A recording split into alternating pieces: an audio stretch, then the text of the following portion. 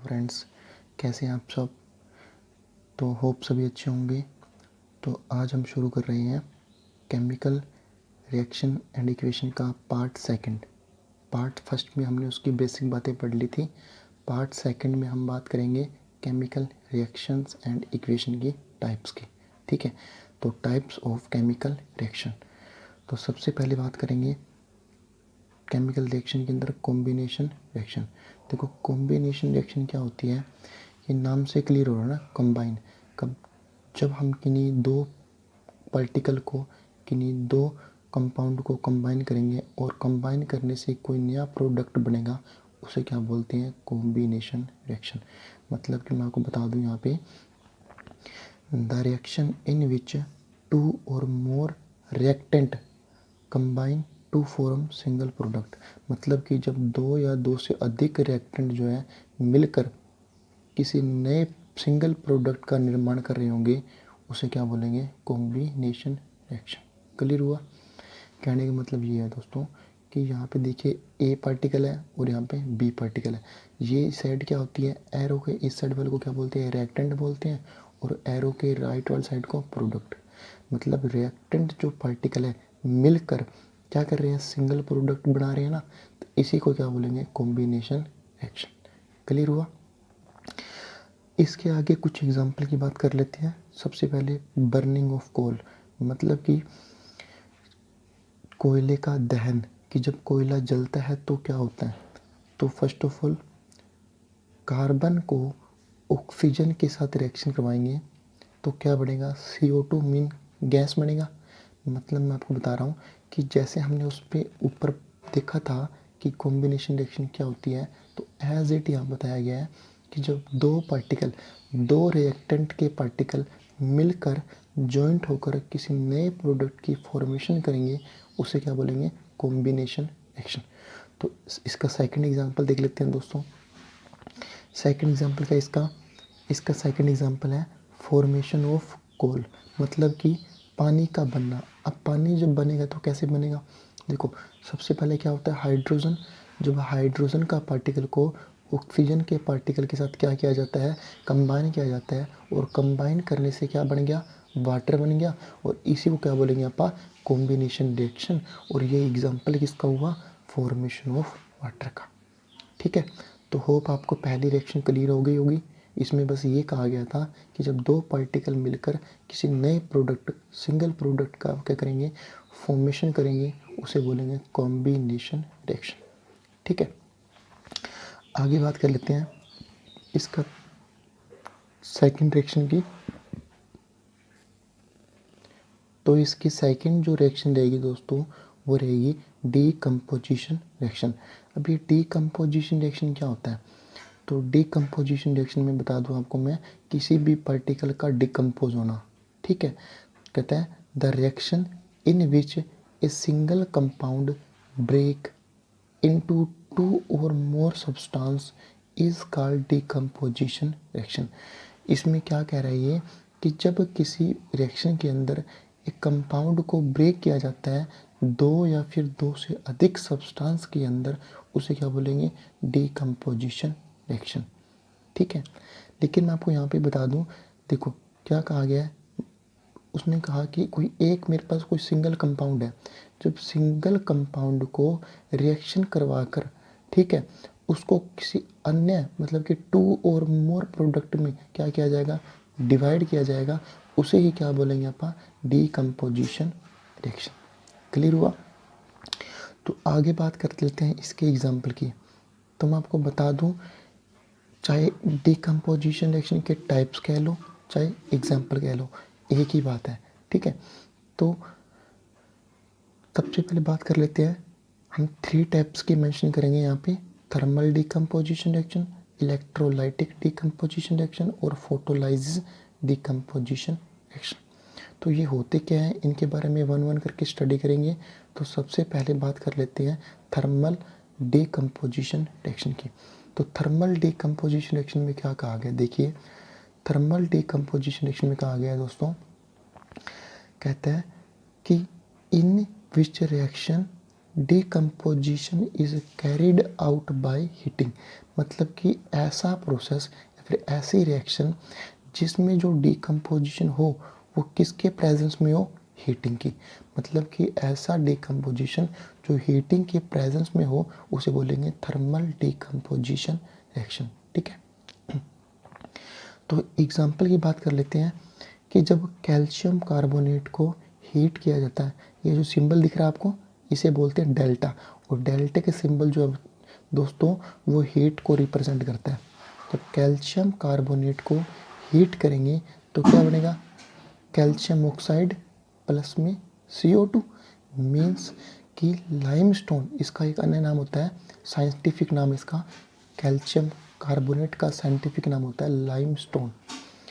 कि जब लाइमस्टोन को हीट किया जाता है तो एक क्विक लाइन बनता है, एक क्या बनता है, कार्बन डाइऑक्साइड गैस। तो क्वेश्चन बहुत आता है एग्जाम के अंदर कि what happen when calcium carbonate is heat, या फिर what happen when limestone is heat. ठीक है, तो बनेगा क्या, एक तो क्विक लाइन बनेगा, एक बनेगा कार्बन डाइऑक्साइड गैस। ठीक है, होप आपको ये रिएक्शन समझ में आ गई होगी।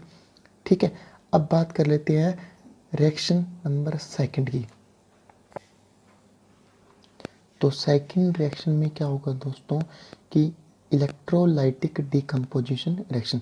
देखो इलेक्ट्रोलाइटिक मतलब कि ऐसी रिएक्शन जो इलेक्ट्रिक करंट की प्रेजेंस में करवाई जाए उसे बोलेंगे इलेक्ट्रोलाइटिक डिकम्पोजिशन रिएक्शन। तो क्या कहा आगे देखिए, the decomposition reaction which carried out by passing electricity. मतलब कि डिकम्पोजिशन कैसे हो रहा है, जो इलेक्ट्रिसिटी क्या कर रहे हैं, पास कर रहे हैं। कि ऐसा डिकम्पोजिशन जो इलेक्ट्रिक करंट के प्रेजेंस में हो उसे बोलेंगे इलेक्ट्रोलाइटिक डिकम्पोजिशन रिएक्शन। एग्जाम्पल की बात कर लेते हैं वाटर, कि जब वाटर को इलेक्ट्रिक करंट के प्रेजेंस में क्या किया जाता है, रिएक्शन करवाई जाती है, तो क्या बनता है दोस्तों, एक तो हाइड्रोजन बनता है और एक ऑक्सीजन। ठीक है, तो वाटर को जब हमने इलेक्ट्रिक करंट की प्रेजेंस में रिएक्शन करवाई तो जो वाटर है ना वो दो पार्टिकल में ब्रेक हो गया, एक हाइड्रोजन में और एक ऑक्सीजन में। इसे बोलेंगे इलेक्ट्रोलाइटिक डिकम्पोजिशन रिएक्शन। क्लियर हुआ। नंबर 3 बात कर लेते हैं फोटोलाइसिस डिकम्पोजिशन रिएक्शन। मतलब कि ऐसा डिकम्पोजिशन जो किसकी प्रेजेंस में हो, फोटोलाइसिस मतलब कि सनलाइट कि जो रिएक्शन सनलाइट की प्रेजेंस में होगी उसे बोलेंगे फोटोलाइसिस डिकम्पोजिशन रिएक्शन। बात कर लेते हैं the decomposition reaction is carried out in presence of sunlight. मतलब ऐसा डिकम्पोजिशन जो किसकी प्रेजेंस में हो, सनलाइट की, उसे बोलेंगे फोटोलाइसिस डिकम्पोजिशन रिएक्शन। ठीक है, तो एग्जाम्पल की बात कर लेते हैं। आपको ये वाला एग्जाम्पल बायो के लाइफ प्रोसेस चैप्टर में भी मिल जाएगा। कहते हैं कि जब कार्बन डाइऑक्साइड को वाटर के साथ रिएक्ट करवाया जाता है तो जब दो पार्टिकल मिलेंगे और दो पार्टिकल मिलकर किसी क्या करेंगे, 2 एंड मोर सब्सटेंस का क्या कर रहे हैं, यहाँ पे क्या कर रहे हैं, फॉर्मेशन कर रहे हैं ना, इसे क्या बोलेंगे, थर्मल डिकम्पोजिशन रिएक्शन। मतलब कि जब कार्बन डाइऑक्साइड को वाटर के साथ मैंने रिएक्शन करवाई किसके प्रेजेंस में, सनलाइट की, तो बना क्या, ग्लूकोज। ये मोस्ट इंपॉर्टेंट है दोस्तों, ये बहुत बार एग्जाम में आता है कि ग्लूकोज को फॉर्मेशन की कोई रिएक्शन बताई, या फिर क्या होगा जब कार्बन डाइऑक्साइड की वाटर के साथ रिएक्शन करवाएंगे सनलाइट की प्रेजेंस में। तो मैं आपको बता चुका हूँ, एक तो ग्लूकोज बनेगा, ग्लूकोज को फॉर्मूला ध्यान रखना बहुत पूछा जाता है। ये ग्लूकोज का फॉर्मूला मोस्ट इंपॉर्टेंट है C6H12O6। ठीक है, प्लस में क्या बन गया, ऑक्सीजन बन गया, प्लस में क्या बन गया, वाटर। तो रही बात बैलेंस की, बैलेंस के लिए मैंने एक वीडियो पहले शूट कर चुका हूँ, वहाँ पे आप देख सकते हैं उसको। तो इसमें क्या है, ये 12 कार्बन डाइऑक्साइड हो गया और 12 वाटर, तो जब ये कंबाइन होंगे तो यहाँ पे ये 6 आ जाएगा और ये 6। ठीक है, तो अब बात कर लेते हैं आगे। तो अब ये जो मैंने रिएक्शन करवाई थी थर्मल डिकम्पोजिशन, इलेक्ट्रोलाइटिक और फोटोलाइटिक, इसका एग्जाम्पल या फिर डेफिनेशन कोई ना कोई एग्जाम में पूछ लेता है, तो आपने इस पर पूरा फोकस करना है। ठीक है, तो नेक्स्ट जो टर्म रहेगी हमारी वो बात कर लेते हैं दोस्तों। तो दोस्तों अब बात कर लेते हैं डिस्प्लेसमेंट रिएक्शन। तो डिस्प्लेसमेंट रिएक्शन क्या होती है? देखिए, डिस्प्लेस का मतलब क्या होता है? किसी को डिस्प्लेस कर देना, हटा देना, ठीक है। तो the reaction in which more reactive element displace less reactive element from its solution. तो ये जो डेफिनेशन है, ये जो कंसेप्ट है, आपको तब आएगा जब आपको पता लग जाएगा कि मोर रिएक्टिव एलिमेंट कौन सा है और लेस रिएक्टिव एलिमेंट कौन सा है। तो इसके लिए आपको क्या करना पड़ेगा? जो मेटल और नॉन मेटल चैप्टर है ना, थर्ड चैप्टर, उसमें एक रिएक्टिविटी सीरीज दे रखी है दोस्तों। जैसे मैंने यहाँ पे लिख दिया है, potassium, sodium, calcium, magnesium, aluminium, zinc and एसोनेस, ठीक है। तो ये जो मैंने लिखे हुए हैं पार्टिकल एलिमेंट, ये किस ऑर्डर में है? डिक्रीजिंग ऑर्डर में है, मतलब कि लेस रिएक्टिव ऑर्डर में है। कहने का मतलब ये हुआ कि जब हम नीचे की तरफ जाते जाएंगे ना, तो इनकी जो रिएक्टिविटी होगी वो क्या हो जाएगी? कम हो जाएगी। मीन्स मैं आपको बता दूं कि अगर आपसे पूछे कोई कि सोडियम और कैल्शियम में से मोर रिएक्टिव एलिमेंट कौन सा है, तो आप क्या कहोगे? सोडियम। कैल्शियम और मैग्नीशियम में से मोर रिएक्टिव एलिमेंट कौन सा है? कैल्शियम। मतलब कि जो एलिमेंट ऊपर की तरफ होगा उसकी रिएक्टिविटी ज़्यादा होगी, जो नीचे होगा उसकी रिएक्टिविटी कम होगी, ठीक है। तो इसका एग्जाम्पल बात कर लेते हैं हम कि जब आयरन को कॉपर सल्फेट के साथ रिएक्ट करवाया जाता है, आयरन को कॉपर सल्फेट के साथ रिएक्ट करवाया जाता है, तो क्या बढ़ेगा? देखो, मैं आपको बार बार कह रहा हूँ कि जब आपको ये वाला कंसेप्ट तभी आएगा जब आपको पहचान हो जाएगी कि मोर रिएक्टिव एलिमेंट कौन सा है और लेस रिएक्टिव एलिमेंट कौन सा है, ठीक है। तो आयरन और कॉपर में से बताइए मेरे को, आयरन और कॉपर में से मोर रिएक्टिव एलिमेंट कौन सा है? देखिए, आयरन कहाँ पे है? ये रहा। कॉपर कहाँ पे है? नीचे। मतलब कि आयरन और कॉपर में से मोर रिएक्टिव कौन सा हुआ? आयरन हुआ। तो जो मोर रिएक्टिव एलिमेंट होगा वो क्या काम करेगा? जो कम रिएक्टिव है, लेस रिएक्टिव है, उसको रिमूव करेगा, डिस्प्लेस करेगा। तो वही हम रिएक्शन में बताना चाह रहा हूँ कि जो आयरन होगा वो कॉपर सल्फेट में से क्या करेगा? कॉपर को रिमूव कर कर, कॉपर को डिस्प्लेस कर कर कौन बैठ जाएगा? आयरन बैठ जाएगा। मतलब कि आयरन कहता है कि ये मेरा घर है, तू निकल यहाँ से, मेरी जगह है, यहाँ मैं ही रहूँगा, ठीक है। तो आयरन क्या करता है? कॉपर को यहाँ से निकाल देता है, कॉपर की जगह क्या आप बैठ जाता है, और सल्फेट का सोल्यूशन तो पहले भी था। तो कॉपर सल्फेट का सोल्यूशन किसका बन गया? आयरन सल्फेट का। और कॉपर बेचारा क्या हो गया? कॉपर बेचारा बेघर हो गया, बेघर मतलब घर से निकाल दिया गया उसको, ठीक है। तो मैं आपको बता दूं, बना क्या? आयरन सल्फेट बना और कॉपर, ठीक है। तो इसके लिए एक एक्टिविटी है जो कि एग्जाम में बहुत पूछी जाती है और मोस्ट इंपॉर्टेंट है, इस पे क्वेश्चन डेफिनेटली आते आता है। तो आपको मैं बता देता हूँ कि मैंने यहाँ पे 2 बीकर ले रखे हैं, ठीक है। तो पहला जो बीकर है उसमें मैंने सॉल्यूशन ले लिया दोस्तों कॉपर सल्फेट का, और कॉपर सल्फेट का जो सॉल्यूशन होता है वो किस कलर का होता है? ब्लू कलर का। और इस ब्लू कलर के सॉल्यूशन में मैंने क्या कर दिया? एक आयरन नेल को डिप कर दिया, मतलब कि लोहे की कील को डुबा दिया। तो जब लोहे की कील को इस सॉल्यूशन में डुबा दिया मैंने, तो कुछ ना कुछ तो रिएक्शन होगी। तो रिएक्शन होने के बाद आफ्टर सम टाइम आप देखेंगे क्या कि जो आयरन के ऊपर जो जो आयरन नील किस कलर की होती है? सिल्वर कलर की होती है ना। जब मार्केट से लेके आते हैं न्यू कलर की, तो सिल्वर कलर की होती है। तो होगा क्या कि जो सिल्वर कलर होगा वो क्या होगा? इस वाले सॉल्यूशन में क्या हो जाएगा? मिक्स हो जाएगा। कहने का मतलब ये क्यों हुआ पता है? क्योंकि देखिए, जो ये आयरन नील थी वो किसकी थी? Fe की थी। और ये सॉल्यूशन किसका था? कॉपर सल्फेट का। और यही वाला प्रोसेस मैं आपको रिएक्शन में बता चुका हूँ कि जब ये आयरन इस कॉपर सल्फेट के साथ क्या करेगा? रिएक्ट करेगा, और रिएक्ट करने के बाद क्या करेगा? ये वाला आयरन इस कॉपर सल्फेट में से कॉपर को क्या कर देगा? रिमूव कर देगा। तो क्या बन जाएगा? आयरन सल्फेट बन जाएगा प्लस में कॉपर। तो जो आयरन सल्फेट का सॉल्यूशन पहले कॉपर सल्फेट का था ना, किस कलर का था? ब्लू कलर का। तो अब जो ये सॉल्यूशन दोस्तों, जो सॉल्यूशन कब? जब आफ्टर प्रोसेस ये सॉल्यूशन हो जाएगा दोस्तों ग्रीन कलर का। किसका? ग्रीन या फिर ग्रे कलर का, ठीक है। तो ये प्रोसेस समझ में आया क्यों हुआ, कैसे हुआ, ठीक है।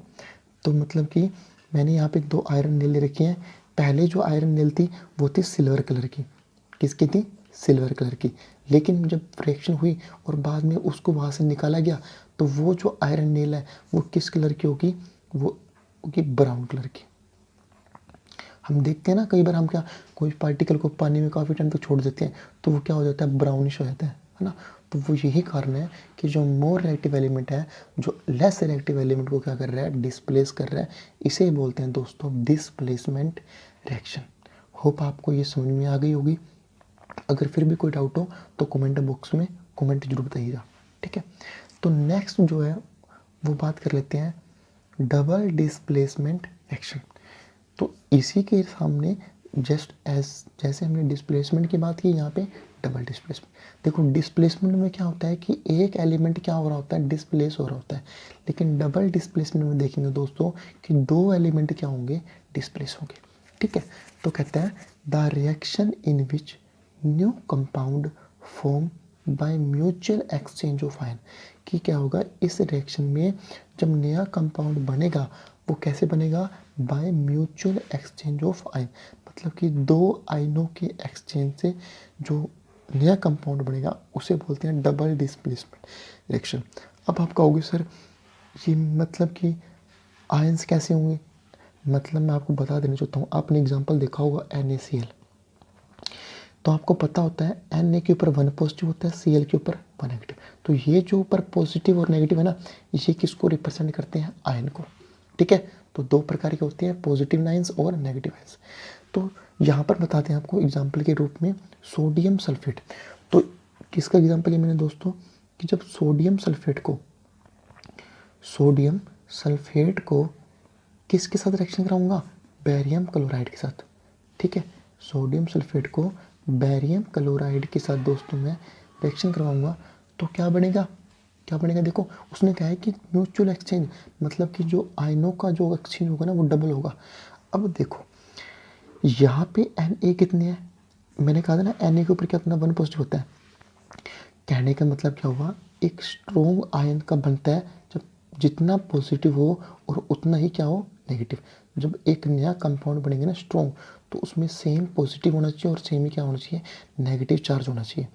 तो सोडियम सल्फेट कितना होता है, 1 होता है, लेकिन है कितने, 2। तो कितने हो गए, Na2 पॉजिटिव हो गए यहाँ पे। जब ये Na2 पॉजिटिव मतलब किससे रिएक्शन करेगा, क्लोरीन से ना, क्लोरीन से करेंगे दोस्तों, क्योंकि Cl2 है, ठीक है, Cl2। तो यहाँ पे क्या बनेगा दोस्तों, एक तो बनेगा यहाँ पे लिख देता हूँ NaCl। क्यों बना पता लगा नहीं, जो NaCl बना क्यों, सोडियम जो है वो 2 पार्टिकल थे और 2 पॉजिटिव था इससे, और क्लोरीन जो था 2 नेगेटिव था। 2 पॉजिटिव और 2 नेगेटिव बनकर क्या बना दिए, 2 NaCl।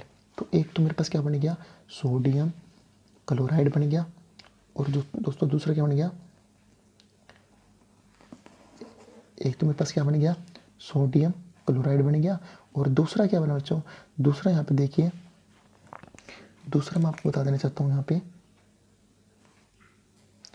तो जो दूसरा बनेगा पार्टिकल वो क्या बनेगा, देखो एक तो ये बन गया, मतलब ये वाला पार्टिकल है वो कहाँ चला गया, ये वाला पार्टिकल दोस्तों वो चला गया इसके साथ, ठीक है।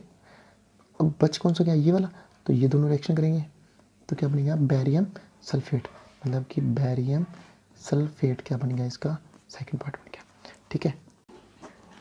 ठीक है दोस्तों, तो क्लियर हुआ मैंने क्या बताया कि डबल डिस्प्लेसमेंट में क्या होगा कि जब दो न्यू कंपाउंड क्या मतलब एक जो कंपाउंड बनेगा वो म्यूचुअल एक्सचेंज ऑफ आयन से बनेगा। मतलब कि दो आयनों का क्या हो रहा होगा, एक्सचेंज हो रहा होगा।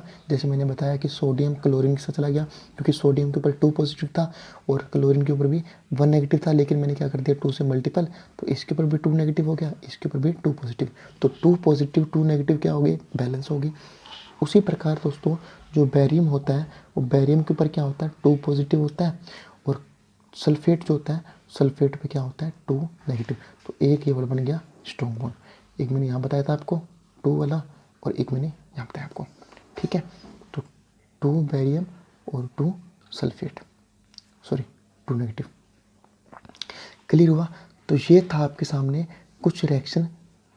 तो होप आपको रिएक्शन अच्छी लगी होंगी, और वीडियो अच्छी लगी हो तो ज़्यादा से ज़्यादा वीडियो को लाइक कीजिएगा, शेयर कीजिएगा और सब्सक्राइब कीजिएगा। मिलते हैं एक और अच्छी सी और बेहतरीन वीडियो के साथ। तब तक देखते रहें science with Vikas. Thank you.